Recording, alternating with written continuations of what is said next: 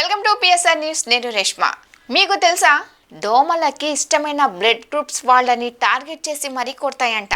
మరి ఆ blood groups ఏంటో తెలుసుకుందామా?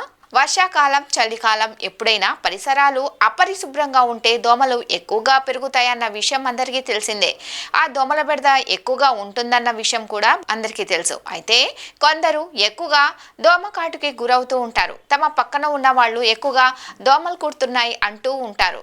కానీ పక్కనే ఉన్నా మరి కొంతమందికి మాత్రం ఎలాంటి ఇబ్బంది ఉండదు. దోమలు కొందరినే ఎక్కువగా కుడుతుంటాయి, మరి కొందరిని తక్కువగా కుడుతుంటాయి. అయితే వీటన్నిటికీ అనేక కారణాలు ఉన్నాయని నిపుణులు చెప్తున్నారు. కొందరిని కుట్టకపోవడం, కొందరిని ఎక్కువగా కుట్టడం వెనుక దోమల ఆకర్షణకు కారణమైన జీవన శైలి, ఆహారమే ప్రధాన కారణమని తాజా రిపోర్ట్స్ చెప్తున్నాయి.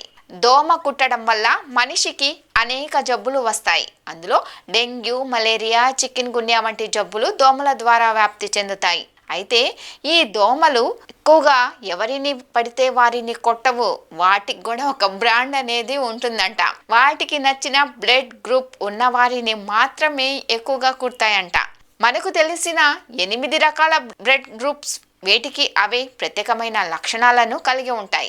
ఇందులో ఎక్కువగా ఓ పాజిటివ్, ఓ నెగిటివ్ వ్యక్తులను మాత్రమే దోమలు ఎక్కువగా కుడతాయని రీసెంట్గా జరిగిన రీసెర్చ్లో తెలిసింది. ఓ బ్లడ్ గ్రూప్తో పాటు ఏ బ్లడ్ గ్రూప్ వారిని దోమలు ఎక్కువగా కుడతాయని నిపుణులు చెప్తున్నారు. మిగతా బ్లడ్ గ్రూపులని తక్కువగా కుడతాయంట. మరో ఇంట్రెస్టింగ్ విషయం ఏమిటంటే, ఈ దోమల్లో కేవలం ఆడదోమ మాత్రమే మనుషులను కుడతాయంట. అలాగని మనిషి రక్తమే వాటి ఆహారం కాదు. వాటి సంతాన ఉత్పత్తి పెరగడం అంటే గుడ్ల కోసం మనుషుల రక్తాన్ని తాగుతాయి. ఆడదోమ 200 నుంచి 300 వరకు గుడ్లను పెంచుతుంది.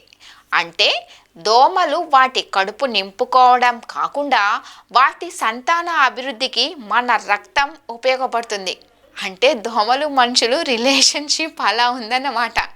మనం తీసుకునే ఆహార పదార్థం మన శరీర రసాయనిక శాస్త్రాన్ని ఎక్కువగా ప్రభావితం చేస్తాయి. దాన్ని బట్టి దోమలు తక్కువ లేదా ఎక్కువ ఆకర్షణకు గురవుతాయి. షుగర్, ఆల్కహాల్ ఎక్కువగా తీసుకుంటే కీటకాలను ఉత్సాహపరిచే శరీరం నుంచి ఒక విధమైన సువాసన వస్తుందంట. కొన్ని ఆహారాలు శరీర ఉష్ణోగ్రత జీవిత ప్రభావితం చేస్తాయి. ఇవి కూడా దోమల ఆకర్షణకు కారణమవుతాయని చెప్తున్నారు నిపుణులు.